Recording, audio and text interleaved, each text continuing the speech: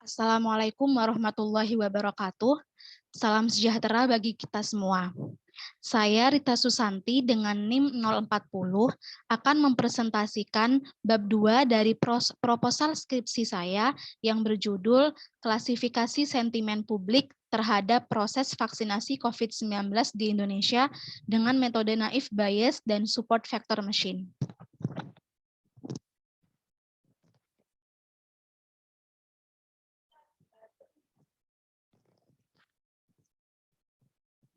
Pada bab 2 dari proposal saya terdapat 7 subbab, yaitu analisis sentimen, text mining, naive Bayes, support vector machine, evaluasi kerja dan word cloud, serta yang terakhir adalah proses vaksinasi COVID-19 di Indonesia. Dan akan saya bahas pada kesempatan kali ini.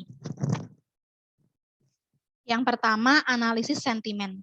Analisis sentimen adalah metode ekstrapolasi sentimen terhadap subjek, ide, peristiwa, ataupun fenomena dengan mengklasifikasikan teks tertulis secara komputasi sebagai beberapa nilai polaritas, yaitu positif, negatif, ataupun netral.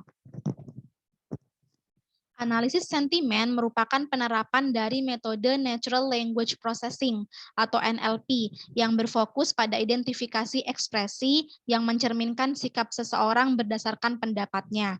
Misalnya baik atau buruk, suka atau tidak suka terhadap suatu entitas berupa produk, topik, atau juga isu tertentu. Sejumlah besar model dan kerangka kerja telah menerapkan metode ini sejak awal tahun 2000-an dengan penekanan pada beberapa aspek seperti opini, penambangan ulasan, penambangan topik, ringkasan sentimen, dan juga rekomendasi. Tidak ketinggalan maksud saya artikel berita, media sosial Twitter, blog, ataupun forum diskusi. Hal ini dikarenakan media sosial yang dijadikan sebagai media komunikasi dan memiliki basis pengguna yang semakin besar menyebabkan lahirnya data yang banyak jumlahnya. Selanjutnya adalah text mining. Text mining yang juga disebut analisis teks merupakan teknik kecerdasan buatan atau artificial intelligence yang mengubah data tidak terstruktur menjadi data yang terstruktur dengan menggunakan NLP untuk menyempurnakan analisis menggunakan algoritma machine learning. Metode khusus dari text mining berupa klasifikasi teks, pengelompokan teks, dan juga peringkasan teks. Sebelum melakukan operasi pada teks, maka teks harus melalui pre-processing. Tahapan ini bertujuan untuk menstrukturkan teks. Secara umum, ada 5 langkah dalam menstrukturkan teks, yaitu cleaning, casefolding, tokenization, stop word removal, dan juga stemming. Nah, hasil dari pre-processing ini akan mempengaruhi tingkat akurasi klasifikasi dan juga waktu komputasi yang dibutuhkan. Selanjutnya, saya akan menjelaskan tiap tahapan pada pre-processing. Yang pertama yaitu cleaning. Cleaning merupakan langkah dasar yang sangat penting dalam proses pre-processing data, karena akan berdampak pada kompleksitas dari proses analisis dan akurasi dari hasil percobaan. Nah, langkah ini dilakukan untuk menghapus simbol-simbol khusus seperti emoticon dan juga tautan halaman web dan tautan video.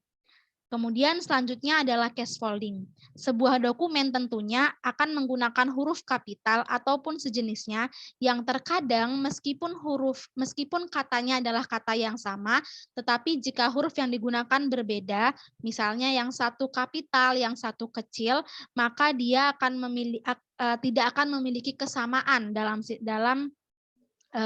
tidak akan memiliki kesamaan. Oleh karena itu, maka tahapan casefolding ini bertujuan untuk mengubah semua huruf dalam dokumen teks menjadi huruf kecil. Misalnya kata wifi dengan huruf W-nya huruf kapital akan diubah menjadi wifi, di mana semua komponen hurufnya menjadi huruf kecil. Kemudian yang selanjutnya adalah tokenization. Tokenization merupakan proses pemisahan kalimat menjadi bagian-bagian yang lebih kecil yang disebut sebagai token. Nah, tokenizer menandai kalimat ke dalam bentuk dasarnya yang disebut dengan bentuk morfologis. Misalnya saya memiliki kalimat ini adalah buku saya. Maka setelah melewati proses tokenization, akan ada 4 token yang dihasilkan, yaitu kata ini, kata adalah, kata buku, dan juga kata saya. Selanjutnya adalah stop word removal. Tahapan ini merupakan proses menghilangkan stop word dari hasil tokenization ataupun stemming. Nah, stop word sendiri merupakan kata-kata yang tidak relevan dengan isi teks sehingga perlu dihapus agar pengolahan data lebih efisien. Untuk stemming dan stop word removal sendiri dapat ditukar. Stop word removal dapat dilakukan sebelum stemming, begitupun sebaliknya. Selanjutnya adalah stemming. Yang terakhir adalah stemming. Nah, stemming merupakan proses pemetaan setiap kata yang dihasilkan dari langkah sebelumnya ke dalam bentuk dasar dari kata tersebut. Nah, stemming biasanya berlaku untuk kata benda, kata kerja, dan juga kata sifat. Selanjutnya adalah naive Bayes. Naive Bayes merupakan salah satu teknik klasifikasi untuk data mining. Naive Bayes mengklasifikasikan data ke dalam kelas-kelas dengan membangun fungsi berdasarkan training data. Akurasi pengklasifikasian diperoleh dengan mengolah testing data, sedangkan pengklasifikasian naive Bayes bergantung pada probabilitas statistik dari setiap kata yang ada pada data. Oleh karena itu, algoritma naive Bayes digunakan untuk klasifikasi dengan rumus sebagai berikut, yaitu probabilitas bersyarat. Dengan keterangannya sebagai berikut ini. Nah, naive Bayes menggunakan rumus Bayes untuk prediksi dengan rumus sebagai berikut.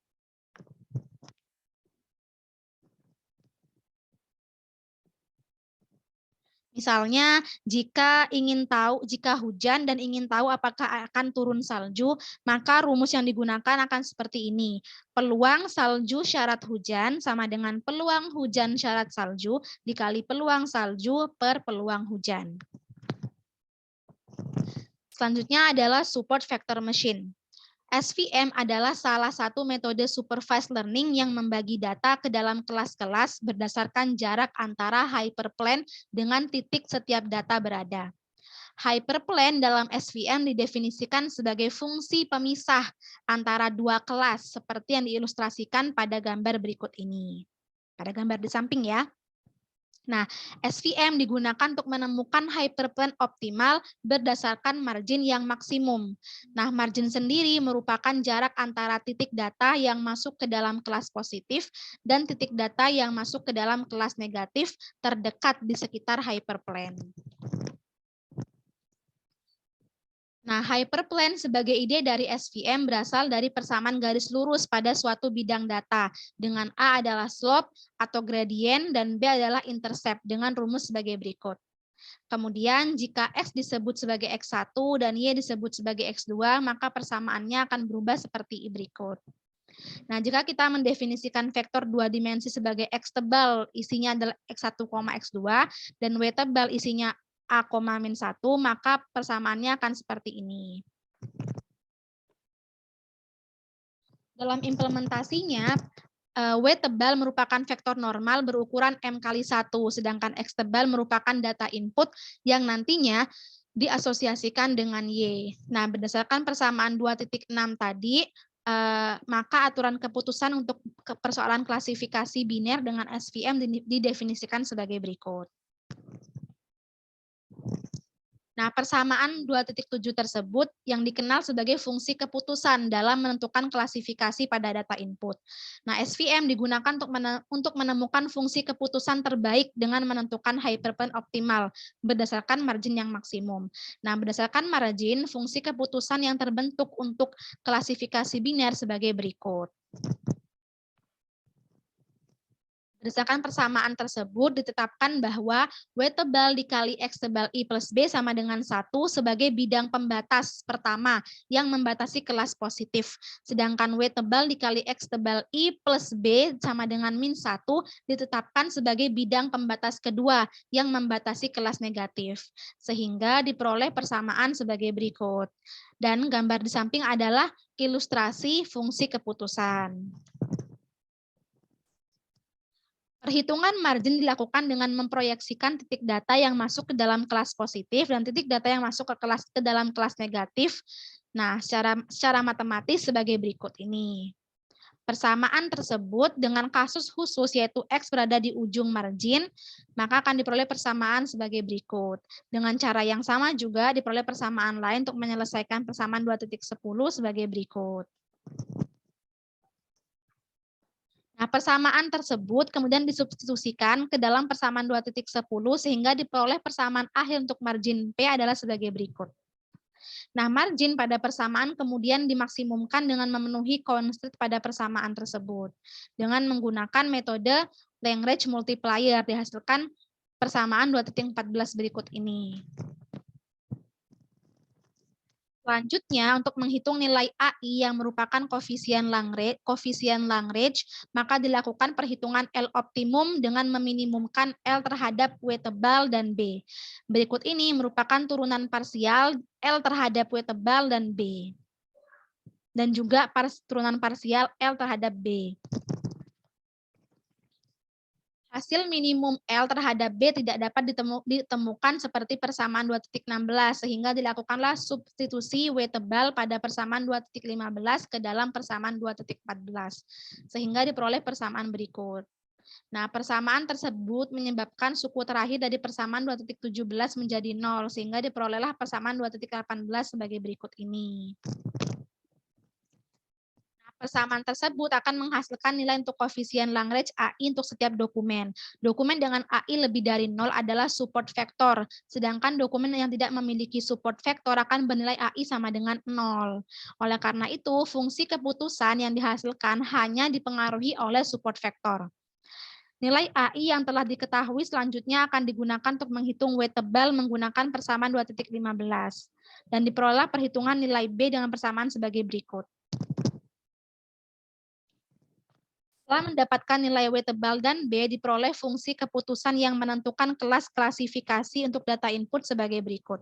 Dengan S adalah jumlah support vektor XI, dengan S adalah jumlah support vektor, X tebal I adalah support vektor, dan X tebal K adalah data input dokumen baru.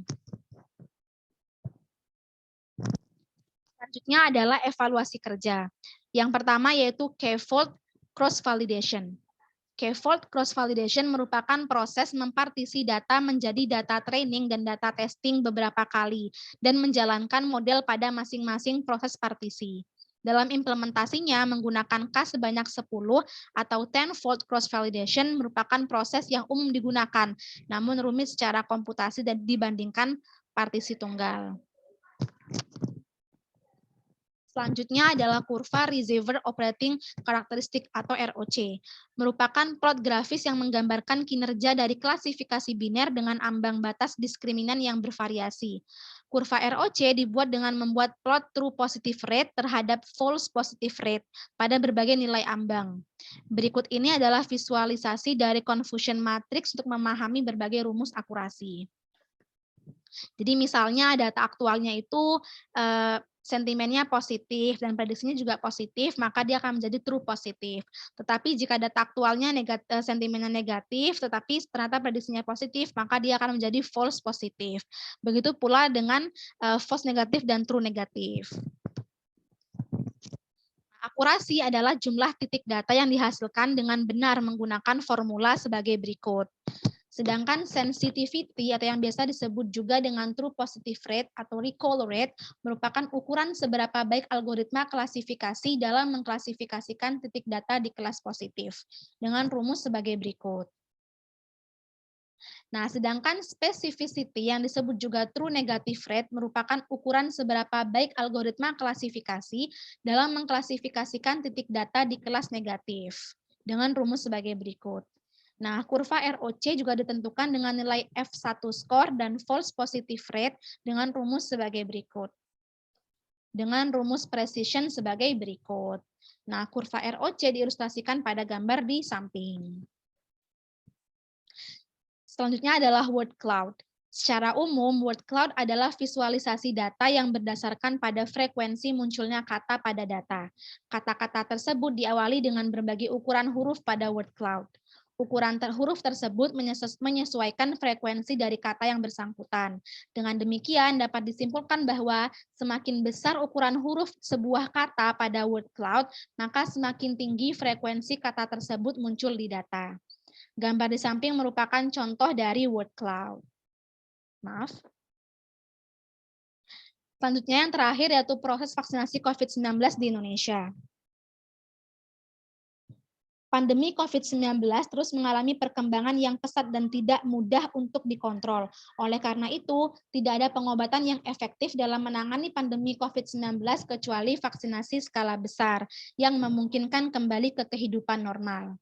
Sebagian besar dari populasi harus melakukan vaksinasi guna mencapai herd immunity atau kekebalan kelompok. Nah, pandemi COVID-19 diperkirakan memerlukan minimal 60-70% dari total populasi untuk mencapai herd immunity.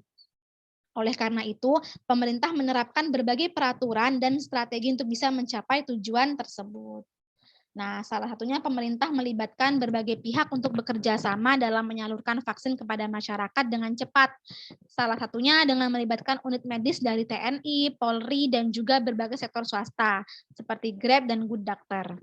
Pemerintah juga melibatkan lembaga pendidikan seperti UNER dalam menyalurkan vaksin COVID-19. Nah, pemerintah memberlakukan peraturan yang ketat untuk membatasi mobilitas masyarakat dengan mewajibkan masyarakat menunjukkan status vaksinasi melalui aplikasi Peduli Lindungi saat memasuki fasilitas umum. Nah, pemerintah juga berencana untuk memperluas cakupan dari aplikasi ini ke 15 platform digital, termasuk layanan ride hailing digital, travel, perbankan, bioskop, dan lain sebagainya. Pemerintah juga berencana akan mengadopsi fitur-fitur pada aplikasi tawakal untuk haji dan umroh milik Saudi Arabia, yaitu fitur seperti fitur status pengguna, status karantina, status imigrasi, e-visa, dan juga asuransi.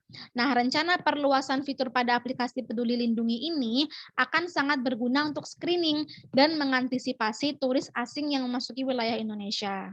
Dan kebijakan ini dinilai mampu mendorong Indonesia mencapai herd immunity. Sekian presentasi dari saya mohon maaf jika ada kata-kata yang salah dan kurang berkenan di hati. Akhirul kalam, wassalamualaikum warahmatullahi wabarakatuh.